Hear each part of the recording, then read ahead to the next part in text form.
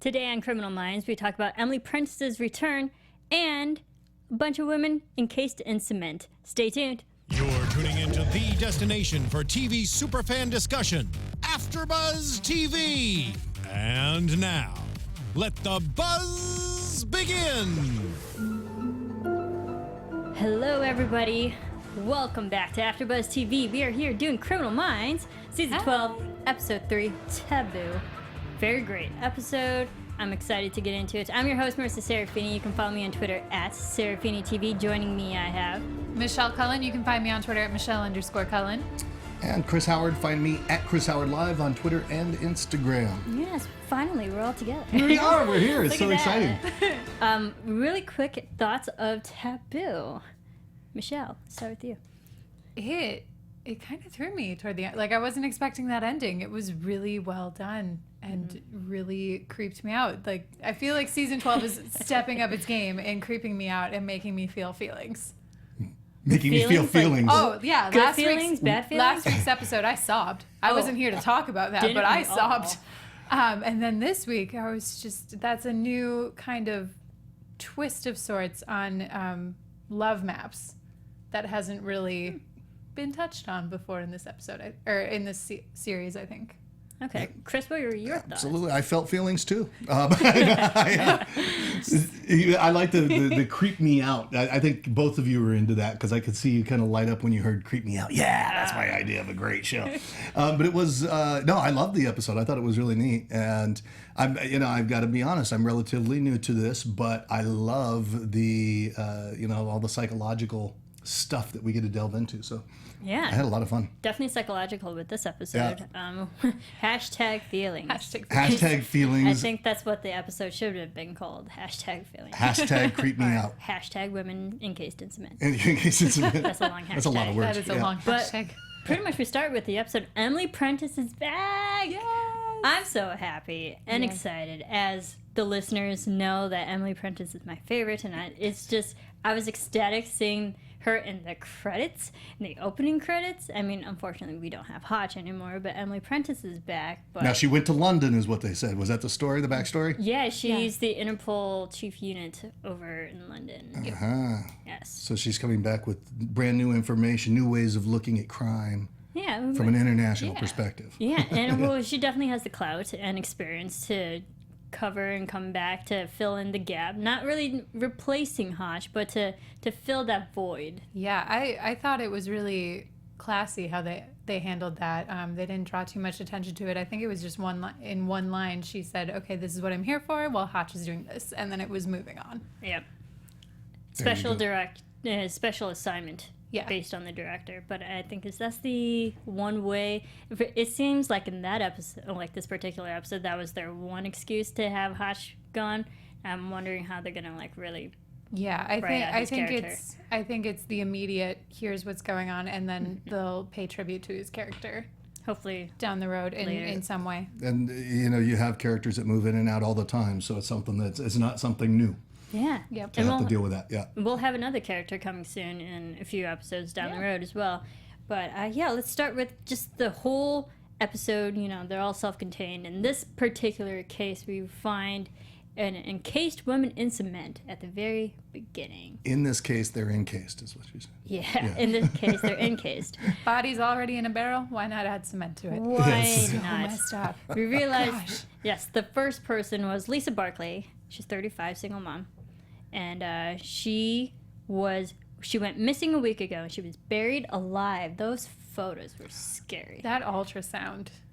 That was neat and totally unexpected. I did, that was neat. That was like a new level of photography coming at you. She's like, here, be uncomfortable. Who would have known? Now be uncomfortable even more. Like, I wouldn't have thought that they could do that they could use ultrasound. So if you haven't seen this, they're in a bucket of cement. The woman's in there and frozen like this, and the ultrasound captures the image. So the only thing that was sticking out was 3 fingers, right? Yeah. Yeah, 3 fingers, and that's how they pretty much got the DNA off of her. But I'm just trying to think, like, can you do an ultrasound through cement?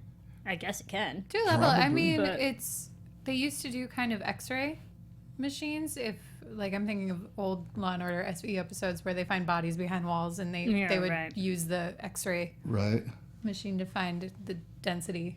Yeah, I figured there's just literally concrete, material that'd be so opaque to see through. But I guess, if they could do X-ray scanners at airports, I guess you can do scanners of concrete case. Cement. Yeah, it's just do we know how close the show rides in relationship to what really happens, or do we? Generally, they're pretty close. Pretty close, because they even have researchers on board on set all the time. They try to be as true to what would happen in real life. Wow. Yep. So they did the ultrasound and saw the bodies encased in the cement. It was freaky looking. It was weird. That was freaky. That was very freaky.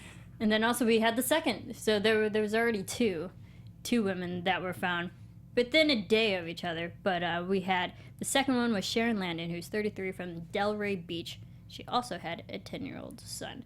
So we now know this case is about single mothers with sons. Yes, and his interview broke my heart.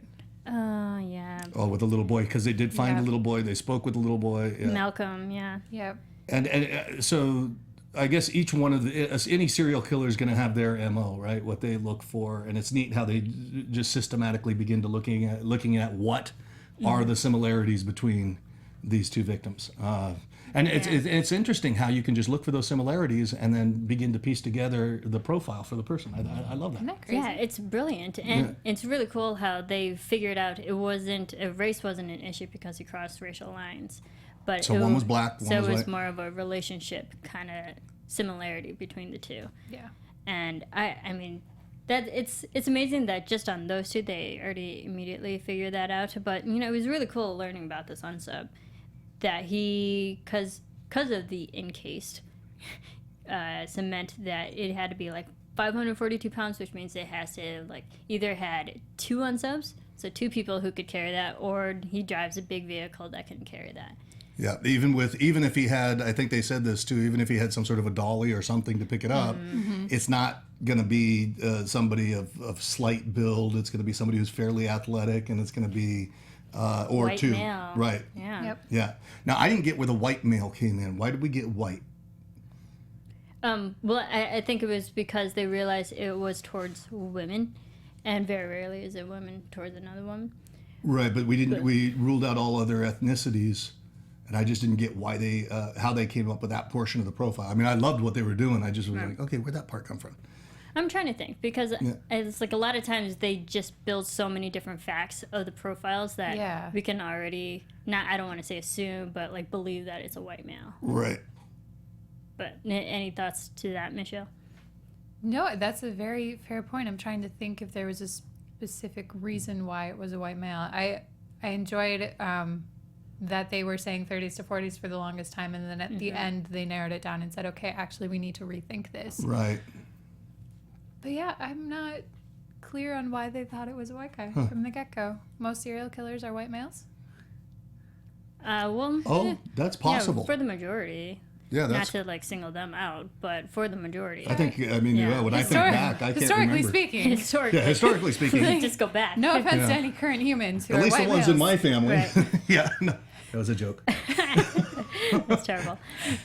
But yeah, what did you think about the stakeout during all of this between Emily Prentiss and Elvis? Their stakeout, their bonding, because we saw the bad interaction of the first meeting of Prentiss profiling him. You would think that they would know by now not to profile each other in the office. Yeah.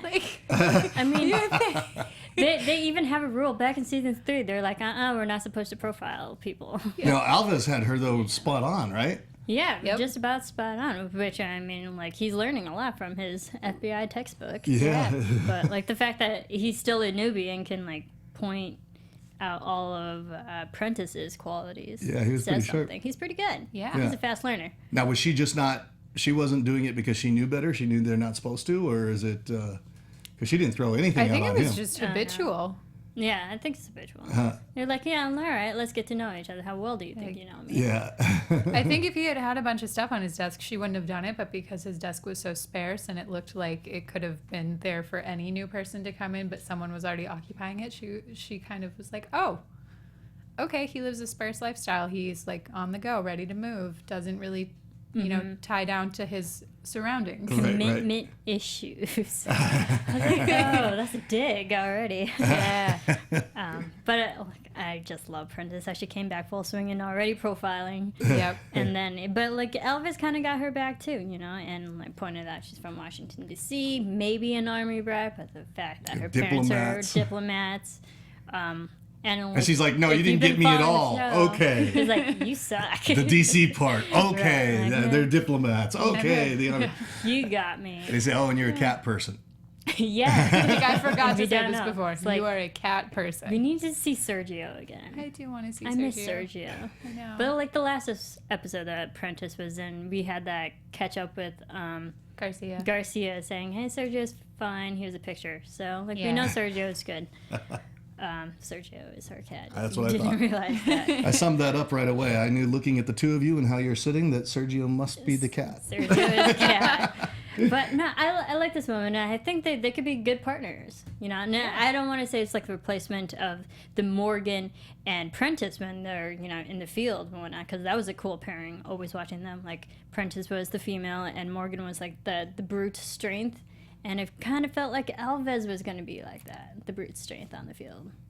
Do you feel the same way? Yeah, I mean, he seems like if he came from a Ranger troop, he's got to be pretty switched on that way. Yeah. I think that he's coming in and you kind of just assume from his stature that he's the brute strength, but the way that they're building his character is so different and unique from Morgan that it's really... They're doing their due diligence and respect to the show and the fans by just creating this new character to love. Mm-hmm. Well, we also learned during the stakeout that location is a key integral part of the unsub's plans. Lover's Lane. Lover's Lane. It actually meant something personal and close to him. That's where he got rejected by his own mother. He got rejected by his own mother at Lover's Lane. You guys ever had that happen? No. No. I know. I mean, First of all, no. no. But yeah, well, I mean, we learn because of the third victim, because he's devolving now because they made him angry because they went to his favorite location and he couldn't go back. So we got Kim Conti, 34, from... she lives in a condo from Boca Raton, also a single mother. And she's the one we got to know. She was in the scene. Where a little at least bit. She's the one she who was dealt at the with pool. Yeah. She dealt with the locker room talk Yes. at the pool. Yeah, with the guys. With the locker room talk. That was a political reference. I don't know if we got that, but that was all. You had all of Trump's campaign team there by the poolside, and she. No. Nope. I just went for the subtle one, and then I was moving on. And you She relieve took it. And I exploited it for far more not than on this show. Cutting that out. But we learned from Kim Conti's body that now they're doing. He's been doing lobotomies on the women. Yeah. That was. What did you think when they were bringing the drill gun out toward her nose? That was like, That was where's this going? I'm not creepy really shot. good with drills. Yeah. Drills or needles or no. No, really. Needles I can actually watch, but like the actual pain, no. Yeah. Nah. Not my cup of tea. Yep. Yeah, how weird's that? So they were drilling out up to the brain, they said, and injecting chlorine. Injecting chlorine. He had dipped the bit in chlorine. Oh, and dipped a bit? Yeah. So And just a little bit of chlorine was enough to do what they... yeah, because it was a very concentrated dose of chlorine, Okay.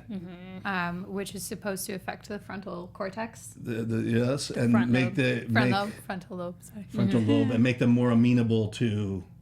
Yeah, the front lobe controls the impulse and inhibitions of people. Yes. So, That's what happened to you. I know. yeah, no. Nah. Also, no, that's false.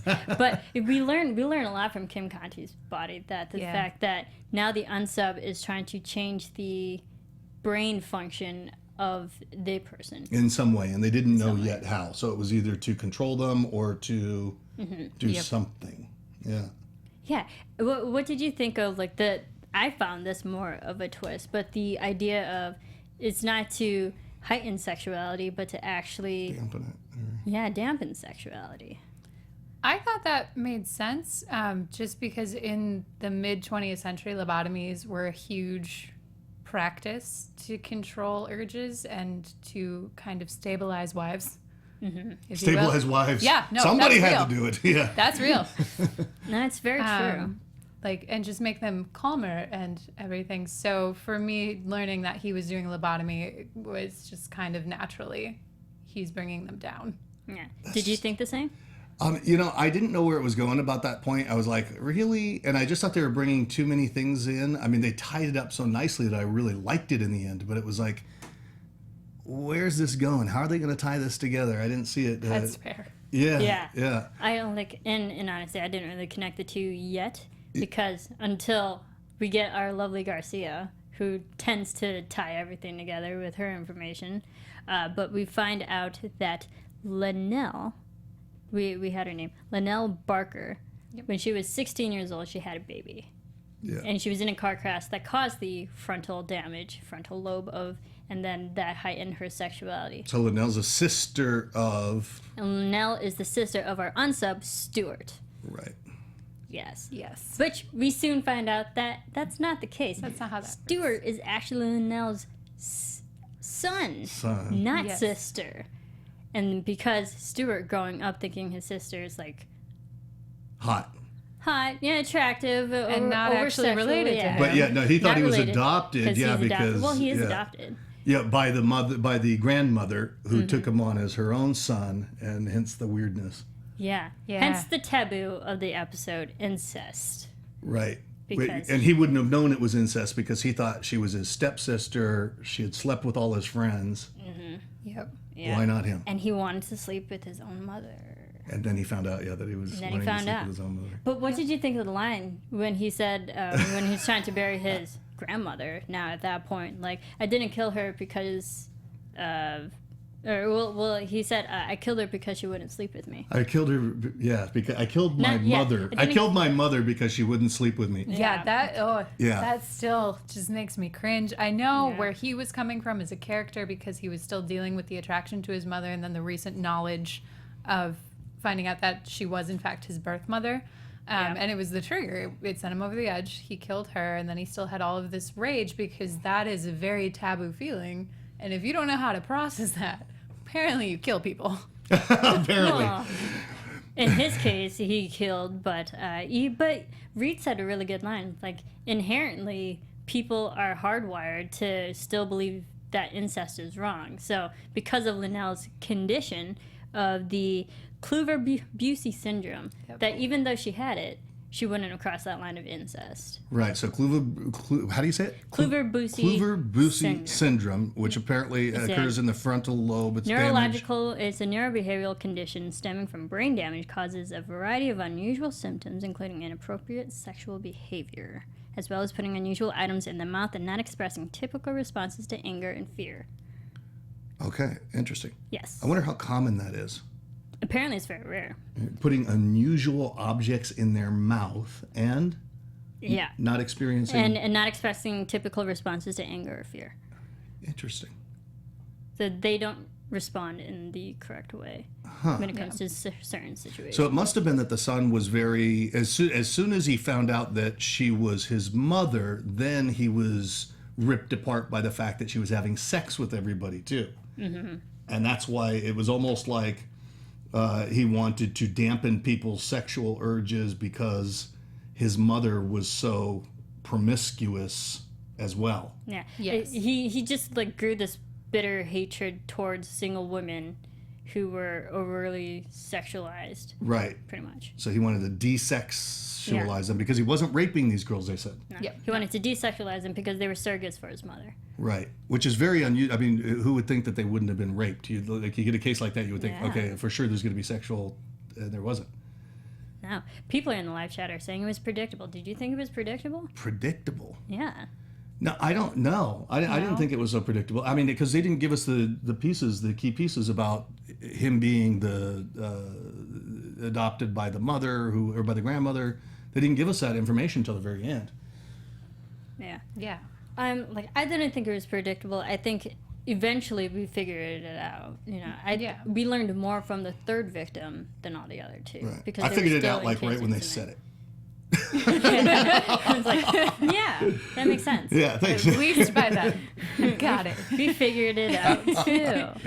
Yeah, but the poor Gloria Barker, the mother who had to go through all this, being buried in cement from her own grandson. Technically, she was doing the right thing by everybody. The daughter couldn't have raised him, not with the problems that she had. Lynette couldn't have raised him. Yeah, especially because she had only started getting help like a month ago. Before that happened. Right, when he was already 20 years old, right? Yep. So he grew up with a hypersexualized sister mother. Yeah, and that's what started it, because her rejection of Stuart is what caused her to go to therapy and to get help for her condition. Oh, is that why she went to therapy? Yeah, that's why she started, and then he eventually I missed killed her. that piece. Yeah. And then he starts killing more people. Yeah. He kills her, then goes after the others. Yeah, and then he killed the first two victims. Killed Lynette, then the first two. And he was trying to desexualize them up the... Okay, got it. Yeah. This is why we have these discussions, because we're still figuring it out. Because we're all processing. It's messed up, but it's fascinating. Right, yeah, we say that every episode, because it's like, so messed up. So, and the first one was dead. So he must have screwed up when he was attempting to desexualize her, and he encases her in cement because that's what he had. And then he continued on attempting to do the same thing. Yeah. But then burying them alive when they weren't meeting his expectations of... Yeah. Yeah. Yeah. Every time he failed, he put them in cement casing because that's what he had on hand. I wonder how he knew that they weren't... If his goal was to desex them, I wonder how he knew they weren't desexed. I don't know. We never got there. We never got to see that aspect of it. Does anybody know? Let us know. Right to us. If you're in the live chat, I'm definitely tuning in to you guys. Thank you for tuning in. Marissa's so on top of it. Boo69B says Prentiss meeting Luke was kind of funny. Yes, that was funny. Other people say they did the cliche "he's standing right behind me" bit during that. They did. But you know what? It was funny. Oh, when was that? Oh, when Prentiss was profiling Elvis. Oh, wait, okay, Elvis. in the beginning, yeah. Yeah. But, also Boo69B says, the connection was obvious. Young single mothers, and the second victim made it obvious. I learned more about it in the third victim. Young single mothers. I got that. The second victim was obvious. We knew the third one was coming as soon as we saw. So yeah, I think that part was all obvious, that there was the connection that was beginning to be made about the young single mothers. But what wasn't predictable was that he was going to be adopted. That was a whole twist at the end that I don't think was predictable. Yeah, and I think where Garcia helps fill those gaps, realizing that how all of them are actually related, and finding out the actual unsub, his name is Stuart. We also got the name from the mother as well, but Stuart Barker. Yeah, Stuart Barker. Yeah. And the fact that Garcia had access to the sealed documents that she can open up because she's FBI. Garcia's all over. She's so good. Yeah. She got all the information that we couldn't. Right. Unsealing those hidden family secrets that they probably didn't want unsealed. Dirt. What would you look for if you were sitting at her desk for a little bit? For Garcia? If you were sitting at Garcia's desk, like if she went to go grab lunch and you were there, I would never do what that. would you look for? Oh, you wouldn't do it? No, I would not try to do her job. No, thank you. I don't think. I mean, it's hard for her to do her job, obviously, because she keeps all those fun toys around her to keep her happy. I would just play with her happy toys. Like, I get too distracted, and be like, "Oh, this is fun," and completely forget a computer's right in front of me. Yeah, I have like too ADD I find out for that. everything about you. Really? Yeah. You probably know about me. And go through my files. That's a scary question. Yeah, let's not go there. But I really enjoyed it. Anything else about this episode? The ending. I never really give enough credit to the ending or overthink what would happen beyond this moment that we're seeing. But when Rossi pulls his grandmother out of the cement and says, "You're okay, you're gonna be okay," I'm just looking at it like she was almost buried alive by her grandson. Her daughter is buried under that slab that's right next to her in her yard. That's not okay. That's dramatic. That's that's just so much unfortunate stuff to take in all at once. That's a lot. And then we just leave. We're back on the plane with them. Okay. Yeah, it's okay. It's great. Yeah. No, I thought that was interesting. I also thought, when Rossi hugged her at the end, and it was like, you wonder, is that is there really that much compassion that would be there? And you know, the FBI is coming to save. Would there be that much humanity? And I thought, there's people like that I'm sure would be right there. Or are they just so cut off and kind of dead to the humanistic elements of it that it would be like, okay, you saved him, let's go. No hugs, no joy. Yeah, and I think it was good that, you know, they've said it in a bunch of interviews, like they catch the criminal, whether he remains alive or dead at the end of the episode, and then that was their job, and they move on. They did their job. Like, because if you get to a trial case, that's a whole nother show. Yeah. Right. It's like their job is to catch the serial killer, and once they do that, then it's over. Right. Yeah. Then our job begins here it's at AfterBuzz. Yep, that's right. But yeah, and I like the moment at the end when they're back at the BAU. And we had Elvis and Prentiss, they're kind of bonding again once more. But we did learn during that stakeout that he was part of the 75th Regiment. And I was trying to look up information about the 75th Regiment. There's not a lot. Yeah. But something happened, apparently. What do you think it is? I don't know. I mean, the Army... he didn't want them to tell anybody, right? He's like, let's keep that a secret. He wants to keep it a secret, so something happened. The Rangers are the elite branch of the Army in the way that the SEALs are the elite branch of the Navy. Like, they run secret covert ops behind enemy lines. Yeah. Goodness knows what he did. Lord knows. What he did, what he saw, who he was involved with. Yeah. I'm sure that'll come out more in the plot lines and storylines as we advance. But I'm glad you tried to look it up, and you couldn't find any information on that. I couldn't really find anything. Huh. No. But that led to one of the greatest quotes at the end. 3 things cannot stay long hidden: the sun, the moon, and the truth. And the truth. Buddha. Yeah. So we'll eventually learn what happened with the 75th Regiment from Elvis. Right. And if there's any parallels with real life or truth, there may or may not be on that. Yep. Yeah. I feel like that might even become a good bonding moment for him and JJ. It could be, yeah, because she went over to the Middle East. Yeah. Over there, yeah, that could be. Ooh. Yeah. But, I mean, the last agent that came back from over there, like, kind of helped her get tortured, so let's not go that route. Yeah. You know, that kind of came back and, like, caught up with her. But, yeah, that's a good point. I'd like to see if JJ and Elvis actually get some screen time together. Yeah. But we also learned the first encounter with Elvis in his first episode that he did a lot of things, and he was part of that case that was like personally close to him. So what other things has he done that's personally close to him that'll affect his job? Yep. Goodness knows, to quote you. Goodness knows. Goodness knows. All right, anything else about this episode? I like the takedown at the end. That was good. They chased him down and took him down. It was pretty good. That was a good one. He's still alive. We learned who Roxy is. That was another thing. Because Roxy was mentioned in the first episode, and then we get to know Roxy and see that Roxy eats a lot better than Elvis does. He had a protein shake. That dog had a feast in a bowl. And then JJ and Garcia were gossiping. Has something to do with somebody named Roxy. Do tell. It's his dog. So, do you think, not that I'm trying to pair them together at all, but Prentiss and Elvis, they're a cat person and a dog person.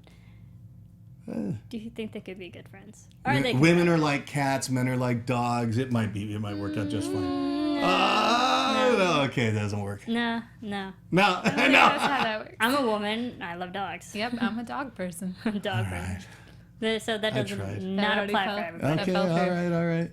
I give it a go. I think they could be a good working relationship, though, on the field. I think so, too. Yeah. All right. Okay, let's move on to a little bit of news. Then...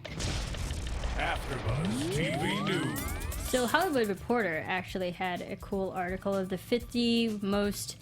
I'm trying to remember the name of the article, but, 50 most powerful people as showrunners and creators, and Erica Musser, the executive producer and showrunner of this show and Criminal Minds and Criminal Minds Beyond Borders, was also on the list. Oh, nice. So, congrats, yeah, Erica. congrats to Erica, which was great. And she said the Job duty that she'd pass off would be the middle of the night guilt when production is still shooting, but I must sleep. So she sleeps when everyone's still working. She's like, someone has to do it. And then she says the star that she would love to cast in a recurring role would be Idris Elba, because he's got a charisma that makes you lean forward. He would be great on this show. He would Charisma that makes you lean forward. Interesting. That's interesting. I've never heard it in that way. But yeah, she made the list. Congrats to Erica, the Hollywood Reporter. Check it out. And I was reading the list. Fantastic. She's up there with a lot of big names. Nice. So yeah, definitely. Is she going to come on here on our show? I don't know. We might.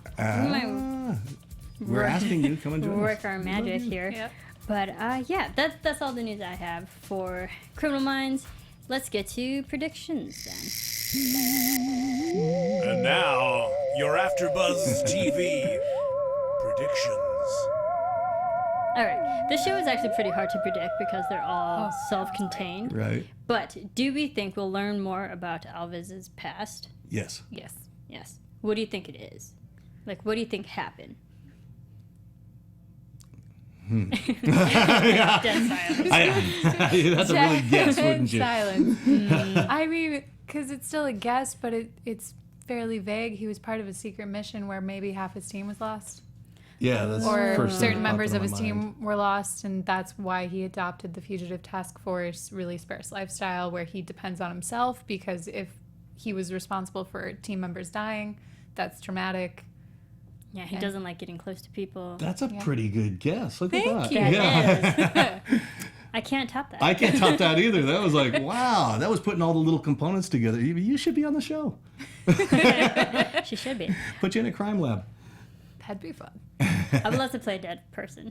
And it sounds You want to play crazy. a dead person? Yeah, Your but- I Talk with Kirsten. Yes, Your beautiful clip. Check this out. I wanna be a killer. If you haven't seen it yet, she did an I Talk for Kill Me Deadly. I did, yes. I did an I Talk movie interview with Kirsten Vangsness, and I showed her a video that I had to do in college Of being dead? for film She school. was a fantastic dead body. I died, and Kirsten liked it so much. She's like, you know what? If I ever write another episode, I write you in. I'm like, Really? yeah. What if me you as could a be a dead dead person on Criminal Minds? Would you dig that? I would so dig it. Ah, Maybe you could dig me up as a dead body. There you go. I'll dig you up. I'm raising my hand for that, you guys. Not a lot of people would sign up to be a dead person, but I so would. It'd be fun. It'd be fun. Yeah, maybe we'll see me in a future episode. Maybe, I don't know. maybe. I'm putting that out into the world, you guys. That I might be. So a that's dead person. her aspiration. Marissa's aspiration is to be a dead I person wanna on be a Criminal dead Minds. person. Yes. We all need goals. And once that is accomplished, maybe I can be a live person. There you on the go. show. Yeah, it's one step at a time, You right? just don't know. You don't Usually know. goes the other way, but yeah. Yeah, you don't know. I mean, I could be cast I'll as be a dead completely first. I don't care, different yeah. other person. I don't know. Well, I don't know where this is going. All right. Thanks, everyone, for tuning in and listening and watching us every week. In the meantime, where can everyone keep following you? Chris Howard, you can reach me at Chris Howard Live on Twitter and Instagram. Reach out, say hi. And you can find me on Twitter at Michelle_Cullen. And you can follow me on Twitter at SeraphiniTV. You can follow all of us here on Twitter, Facebook, Instagram, all those fun social media platforms at AfterBuzz TV. Keep rating, keep commenting, iTunes, YouTube, all those fun places. And tell your friends, tell everybody we're doing this show. It's still fairly new, so we need all the love for this episode. We need love. Yeah, Come 'cause love. we love this show. Leave us so reviews. Let much. us know what's up. Yeah, and we'll shout you out too. So thank you, everyone, for tuning in. We will see you for the next episode. From executive producers Maria Menounos, Kevin Undergaro, Phil Svitek, and the entire AfterBuzz TV staff, we would like to thank you for listening to the AfterBuzz TV network. To watch or listen to other after shows and post comments or questions, be sure to visit AfterBuzzTV.com. I'm Sir Richard Wentworth, and this has been a presentation of AfterBuzz TV. Wheels up! The views expressed herein are those of the hosts only and do not necessarily reflect the views of AfterBuzz TV or its owners or principals.